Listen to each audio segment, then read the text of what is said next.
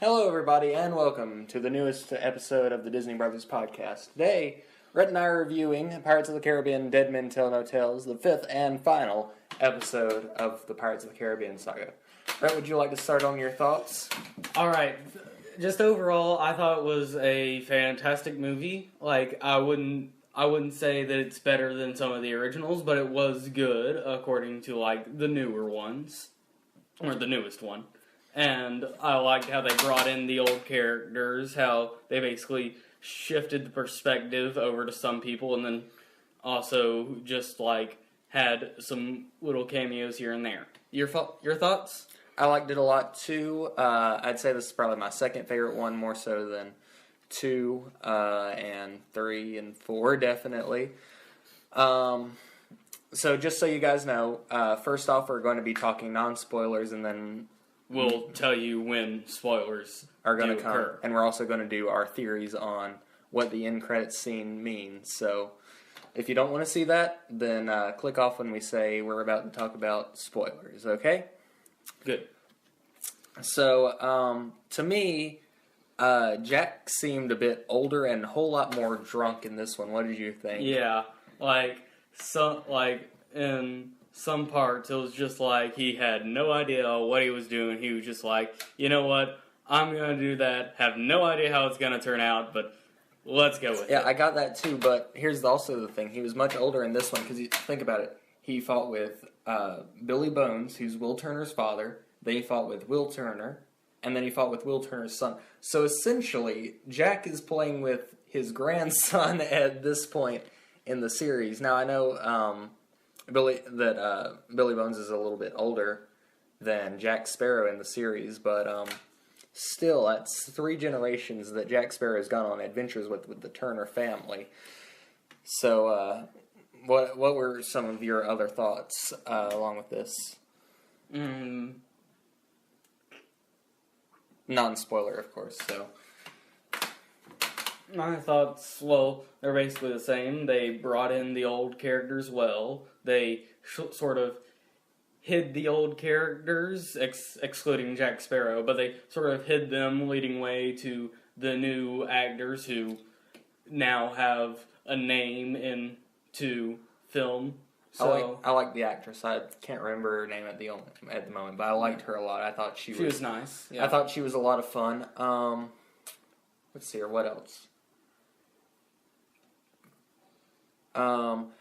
So, when I mentioned that Jack Sparrow's gone on adventures with essentially 3 generations, it's going to be Shani, your great-great-grandfather, he went on the first adventure with Jack Sparrow, and his name was Billy Bones, and then he got sent to the depths after Jack Sparrow got marooned. And then your great-grandfather, he went on Jack Sparrow with 3 adventures with your great-grandmother, and she became Pirate Queen of the Asians, yes. and then I went on an adventure with your grandmother, and we found the Trident of Poseidon and broke every curse on the sea. Grandpa, I don't believe you. Oh, really? Yeah. You say he's dead? Yeah. Well, I heard that as well. Yeah. And then we kept going back, and then one thing that they said at the beginning was, Jack Sparrow's dead, which, they've said that before in episode 2, I think it was, where it's Jack Sparrow's dead, and then he actually dies, of course, in 2, and then he comes back in 3.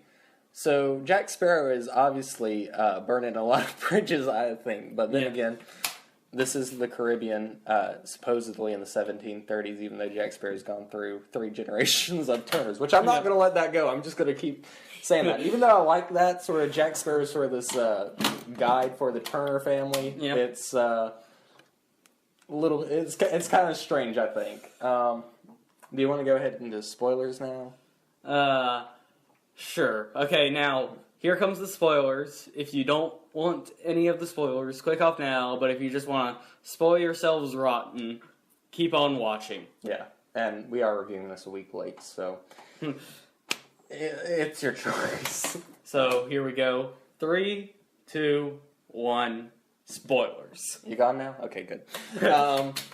So, what did you think about giving Barbossa a daughter?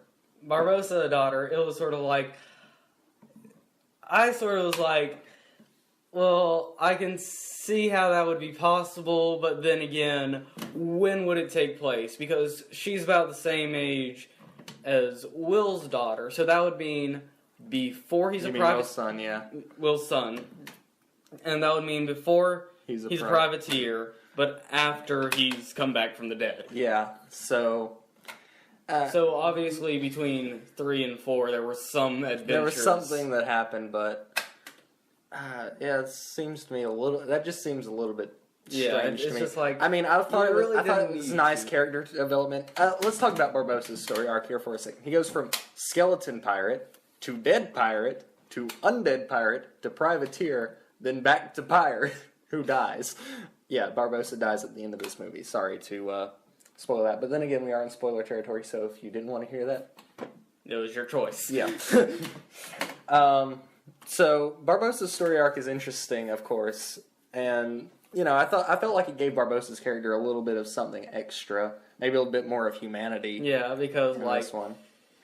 in the first one he was like, Miss Swan, Miss Swan, we're pirates, we don't care about anybody. And then second one he was more like, well, he was only at the end and he was like, haha, let's go be pirates again. Yeah. And then third one he was more like, I don't care about Jack Sparrow, this is my ship. yeah, he was more like, I want to be a pirate and I don't want anybody to tell me what to do. Yeah. Then came in the fourth one, he was more like, I still want to be a pirate, but then again, I don't want to get arrested and put in jail. Yeah. And now this one he has like 10 ships and he's just like, let's pirate all we want. And then once he hears that the Spaniard, I can't remember his name, is here. Salazar. He's just like, Salazar yeah. is here. Salamander. He's just like, oh crap, I need to do whatever I can to prevent this. What'd you think of the execution scene? I thought that was a whole lot Execution, of fun. that was just all sorts of fun. Like, it was sort of like a drop tower, but like with your life on the line. Like, just the constant swinging. What'd you think of the addition of the witch character? I kind of thought she was a little bit unnecessary. Yeah. It could have been... I felt like that could have been done a little bit better. Instead of the witch, you could have had like a mathematician of some sort, possibly. Or maybe Barbossa went to the guy he traded the compass to. Yeah. Let's see here. What else? Wait, what was I going to say? I forgot what I was gonna Do you say. want to go ahead and do the theories now on the end credits scene? How about we just talk about our opinions on the end credit scene? Well, I like it, but I have a theory. Okay. Okay, let me hear that. Okay. So here's my theory. Originally, I thought that it was going to be Barbossa who showed up at the end when it was like nighttime, and you know you hear somebody walking up. I was like, okay, it's going to be like Barbossa's got to be the new Davy Jones. But Can I just say, if they did that, I was gonna be mad. I was like, I swear, if they show a peg leg on that screen, because like you could tell that there could be a chance that he survived, but like he was whipped up in the sea. So, anyways, here's my thought. So, the Dutchman needs a captain. Somebody needs to ferry the lost souls to the underworld, as they say in the second movie. So, with Will Turner gone, why don't you just turn back to the last guy who did it? You know, mind you, he was a little bit evil, but honestly, are we sure that he's not just like taking a break and then he's gonna go back out? well, he dies. What? Well, he died. Like the curse was broken. The curse was broken, Yeah. so like there's no more Davy Jones, but still, like he could easily just be like, "Hey, I'm gonna sail around for a while. I'll be back as often as I want." Well, possibly.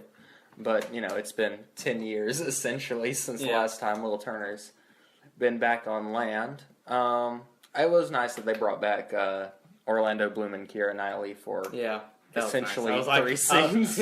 As soon as I saw the Dutchman flying up, I was like, "Oh, now we get to see my friend Orlando Bloom." Legolas, what you doing in here? What you doing, Legolas? And then, honestly, my thought is, like, that was a whole nightmare scene. He's been cursed with it, and that was like his first night out of the curse. that could have easily been a nightmare, and the sort of seashells that you see on the side of the bed could have easily been Will Turner accidentally bringing in some seashells on his boot. And it's just like, honestly, if they were going to make a sixth movie, which could very well be, they say they aren't doing, but they could. They could. But that could be something, but since it was the last one, I was sort of like, why'd you have to bring it on a cliffhanger? Okay, I guess so. All right, so let's go ahead and wrap it up. First of all, I want to thank M3 Prop Making for making these two cutlasses that sit right here in front of us. And next week, Rhett's going to be reviewing his jacket that he got. Which I'm wearing right now. Yeah. It'll probably be the shortest video ever. And then the week after that, we're planning on doing our favorite rides in Epcot. So look forward to that, and we'll be there next week. So we'll see you real soon. Bye. Bye.